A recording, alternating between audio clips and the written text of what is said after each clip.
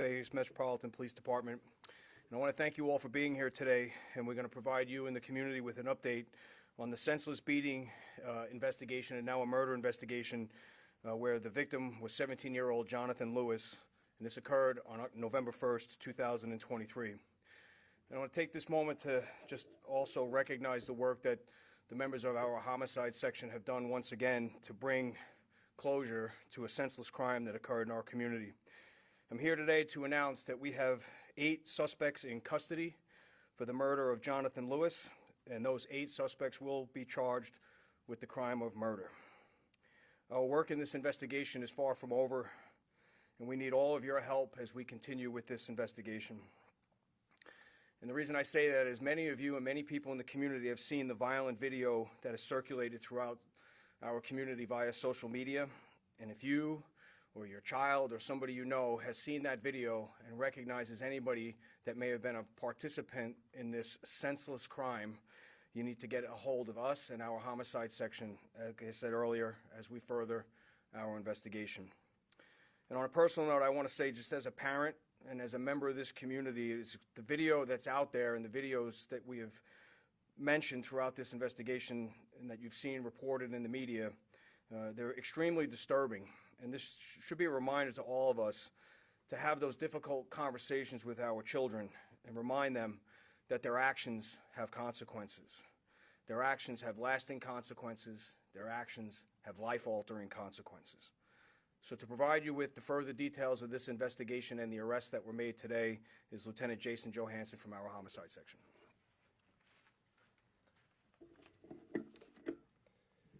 Thank you, Sheriff. Good afternoon, everyone. I'm Jason Johansson, the Homicide Lieutenant with the Las Vegas Metropolitan Police Department.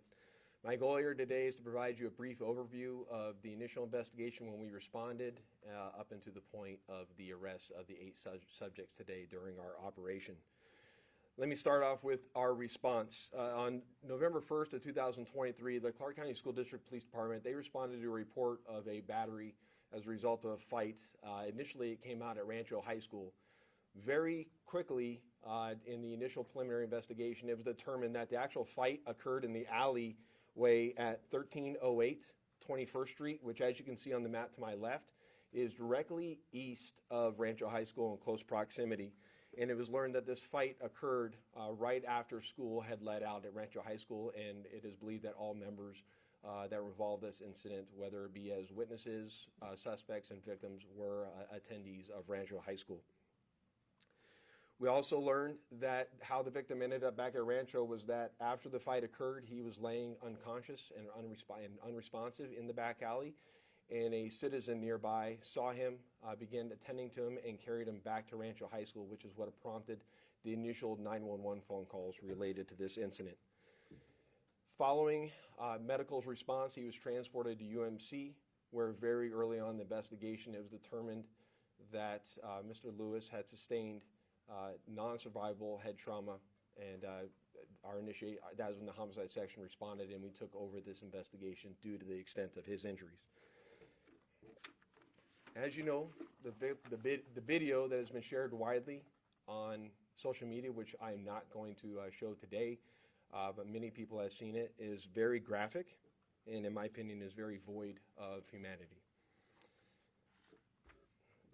What you see in the video, though, is approximately 10 subjects kicking, stomping, and punching our victim, Jonathan, as he's on the ground, not defending himself, and to the point where he becomes unconscious. During our investigation, we quickly learned that the fight was actually over a pair of stolen wireless headphones and possibly over a stolen marijuana vape pen from incidents that occurred earlier in the week, and that as a result of those stolen items, which were taken from the victim or the victim's friends, they had agreed to fight with several of the subjects in the back alley where the fight occurred. After school let out, all parties then walked to that back alley where, as you see in the video, our victim removes his clothing, engages in a fight initially with one subject, and the minute the punch is thrown with that person, 10 subjects immediately swarm him, put him to the ground, and begin kicking, punching, and stomping on him. Over the course of this investigation and in close coordination with Clark County School District Police Department and Rancho High School administrators, we were able to quickly identify many of the subjects involved in the fight from the video that was taken and shared off of social media. As a result, we have identified approximately 10 subjects that were involved in the murder. 8 of those subjects we have been able to positively identify.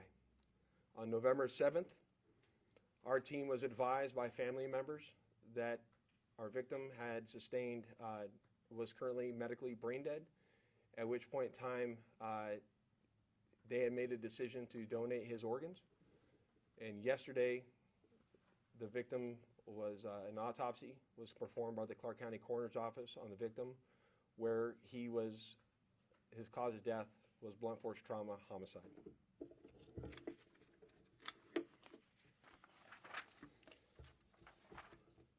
As I mentioned earlier, as a result of our investigation, we were able to identify 8 of those 10 subjects. And based on that investigation, we conducted an apprehension operation this morning with the FBI Criminal Apprehension Team and members of our Major Violence and Narcotics Bureau. During that operation, we were able to arrest all 8 subjects, and we executed 9 search warrants at various residences throughout the Las Vegas Valley. During those search warrants, detectives were able to obtain numerous clothing from the residences that the suspects wore during the attack on Mr. Lewis. All subjects that were arrested in this incident range from the age of 13 to 17. All are juveniles, and all were booked into the Clark County Juvenile Hall on charges of murder. The case will now be turned over to the Clark County District Attorney's Office, who we've been in close coordination with, and we'll go through the normal steps of determining, going through the normal steps for them to be certified as an adult. As the Undersheriff mentioned in this investigation, it is far from over. We've identified 8 of the 10 we believe are responsible for the murder, but through our PIO office, we will be pushing out additional pictures of 2 individuals that we have yet to identify that participated in the incident, and with the requesting assistance from the community with identifying them. I also want to secondly ask anybody in the community that if you know anybody who witnessed this, if you see video of this from social media, please don't just believe we have it. There's a high likelihood that there's additional video out there that we don't have. I encourage anyone, if you have that video, to please contact the LVPD homicide section, or if you wish to remain anonymous, that video can be shared through Clark County, through Crime Stoppers in Nevada. That information is very necessary in investigations like this and has helped us greatly in this investigation. In closing, I just want to thank my team for all the investigative efforts that they did on this case. Our homicide section does amazing work, and they were able to get it done very rapidly. Additionally, in closing, I just want to second the Undersheriff's remarks. If you're a mentor with youth, if you're a parent, you have to assume that your kids have seen this video. It has been shared widely on social media. Don't put your head in the sand. Please talk to your kids about it and explain. People need to know right from wrong, and that this act was heinous. And as I mentioned earlier, hopefully kids can learn from us so we don't have another incident such as this. With that, I'll take any additional questions you may have. I have a question. Can you please explain to our audience, this happened on November 1st and it took until November 14th to arrest remain. And some people assume that the arrest going to happen right away. It was all caught on video. Why weren't they just arrested? Can you explain that to the audience? Yeah, and gladly, and great question. I'm glad you asked it. So when we're talking about an investigation like this, I've mentioned before, one of the biggest aspects of us doing the investigation is this is a highly emotional video. Anybody that watches that has parents, it is emotional for all involved. But remember, for us to go arrest somebody for the charge of murder, we have to be right. We have to make sure that we have positively identified who those people are. It's one thing for someone to say, I believe that is such and such. We have to actually physically be able to put that person there. If you watch that video, many of them have hoods over their faces. Many of them have their faces obscured during the attack. Our job is to go in there and be able to prove in court beyond a reasonable doubt that each one of these people are the people depicted in the video, not someone that looks like them, that it is actually them, which is actually the second part of our investigation, the closing part of our investigation today with the search warrants, getting the clothing, that people were wearing during the attack. We've also recovered numerous cell phones. All these items go into that investigation. And that is all the things that the investigators of crimes like this, or any crime for that matter, have to do to be able to get a case in court and prove beyond a reasonable doubt. You said that this was a highly emotional video. This video has taken on national attention, and one of the questions that folks nationally have been asking is whether or not this was a hate crime. Is this the case? If not, what factors lead to that determination? To me, you have to follow the evidence. And the only thing I'll say to that is there is no evidence at this time that this is a hate crime. And one thing I can assure you is if this was a hate crime, there would be someone getting arrested for charges related to it being hate crime. Right now, I have no evidence at all that this is a hate crime. It is a murder, which in my opinion is a very heinous crime in and of itself, but I do not have evidence of a hate crime. Can you go over again what exactly led to this fight?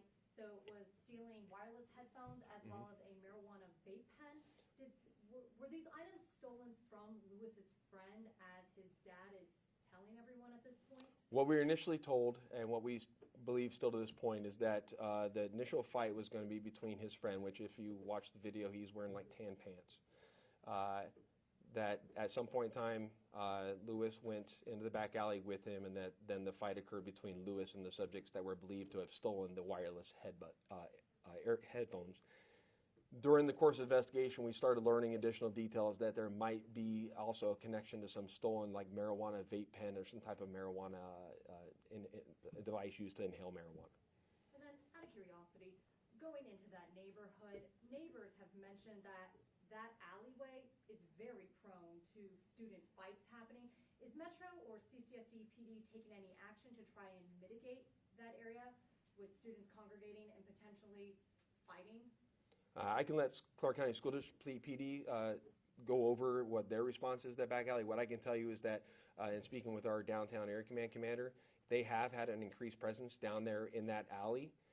But I'm personally not aware of prior police responses to that back alley. But Clark County School District PD, if you want to answer the rest of that. Hello, Mike Blackeye, Chief of the Clark County School District Police Department. That area is, yes, there has been fights there, but there's also been fights all around that school, in parks, in other neighborhoods, things like that. But that's typical of most of our schools, especially our 30 high schools, where certain students don't choose to fight on campus because of the repercussions. So they'll choose to take their issues off campus, and this is a typical example of that. That particular area, and all areas, are patrolled by our patrol force, and that high school and all of our 30 high schools have 2 campus officers that patrol those schools, or their assigned school each day. And there were 2 school police officers on duty that day. Where were they when that fight was happening? They were patrolling the campus. Why did they see that fight? Where were they patrolling the campus? I mean, how far away from campus can they patrol, or do they patrol? They patrol where incidents lead them, typically. So if they have information that there's going to be a fight, they'll be there. In this particular incident, there was no information that there was going to be an incident that was going to occur in the apartments next to the school. This is Joshua with Channel 8. I just have a question. Do any of these juveniles have previous records? I couldn't say that. I'm not aware of the information related to the suspects. And also, can you just, last week, there was also an incident in Harneymo's where a body was found. Can you just provide any sort of reassurance for parents who have kids that go to CCSD about safety? Metro also investigated that incident, so they can speak to that incident. But as far as our police force and of how the school district provides safety in schools, we do have 194 police officers that cover our 370 schools each and every school day. And obviously that's not enough. However, 40 of them are on patrol each and every day. And that's when school starts. Incidents that occur overnight, we do not have that force working for incidents that occur, particularly for a Harney incident like that. What is CCSD police doing differently after the incident in Rancho High School? Obviously, an incident like this is going to impact the school community. specifically Rancho, the students, obviously the staff, and parents. And just not parents of Rancho, but parents all over Clark County. I've received calls basically stating that it could have been their child. What we've done, obviously, we're partnering with our agencies like we always do, Metro, North Las Vegas, which is very close border-wise to Rancho. And we're providing extra coverage at Rancho and other sites. We're also providing additional service to that school. And I can't speak of that right now. When you say extra coverage, does that mean more than one officer? Typically, incidents at school happen in the mornings, at lunchtime, and after school. So those coverages increase for those hours of the school day. And how is CCSD PD responding to the threats teachers, administration at Rancho High School have been receiving since this video went viral? Again, I can't speak of that, but there are additional resources provided to that site to address those issues that are occurring. Were the suspects apprehended at Rancho High School?